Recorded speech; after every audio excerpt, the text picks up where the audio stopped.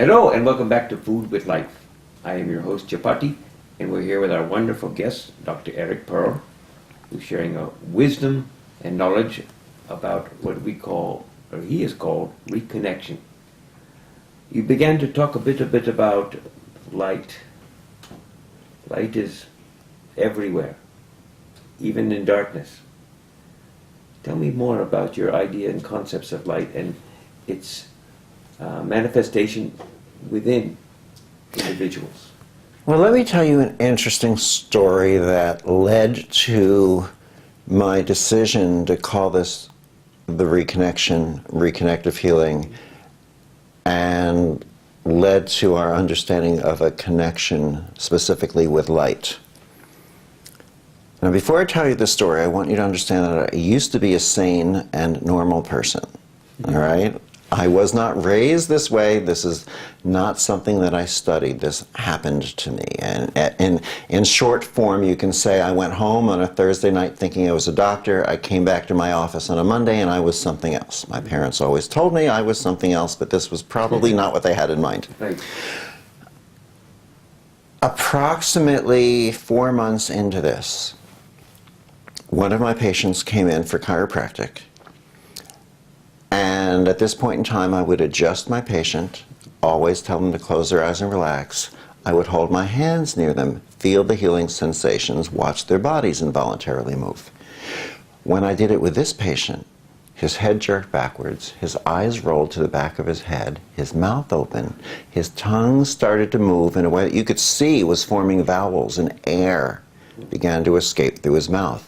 The air condensed itself into a voice different than his. And the voice said, "We are here to tell you to continue doing what you are doing. What you are doing is bringing light and information onto the planet." Then he said a few other things. Then I had to stop the session because my other patients were waiting for me. I thought this was something unique to this one patient. You know, you hear of patients or of people who have a voice come through them, whether it's real, whether it isn't, I don't know. Just something about this person, I thought. But 2 days later, 3 other patients, heads jerked, eyes rolled, mouth open, tongue moved, air came out, and they said the first 2 phrases that this patient said. "We are here to tell you to continue doing what you are doing. What you are doing is bringing light and information onto the planet." Then 2 of them added, "What you're doing is reconnecting strings, and what you're doing is reconnecting strands." The first patient came back, said, "What you're doing is reconnecting strings." None of these patients knew each other. A few days later, 5 other patients did the same thing.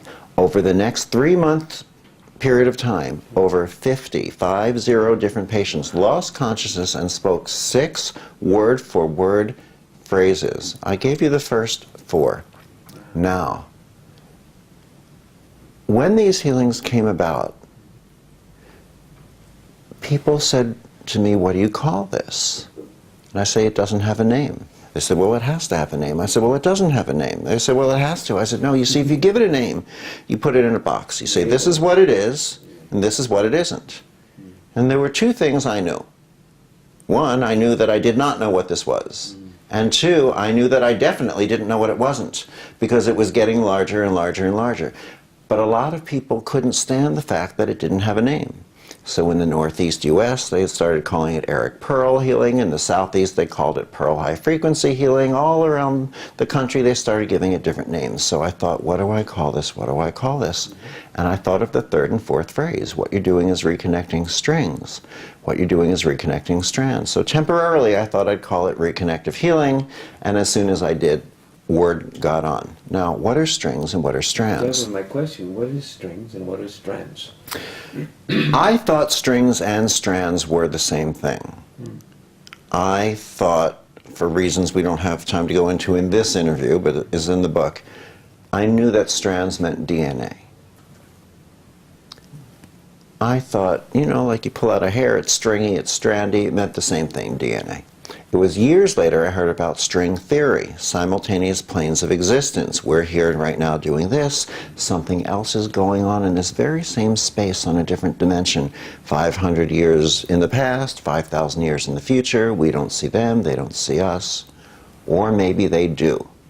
Because who was it who reached through the illusion of the fabric of time and space to turn over 50 different human beings into living broadcast systems to say these same phrases?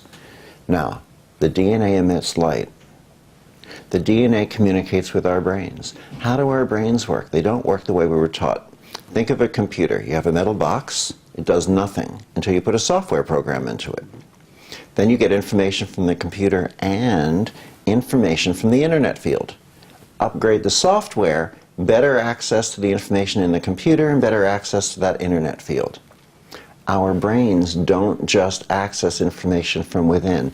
They transduce, they transform from this field that today science calls zero-point field, a field of information that we all are in touch with.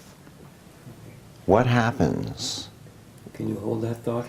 Oh, I want to could. get into that. I could. I want to get into Okay, go ahead. I'm your host, Chapatti. This is Food with Life. We'll be right back with some more interesting, wonderful information about this grand field that Dr. Eric Pearl is talking about. Stay with us. We'll be right back.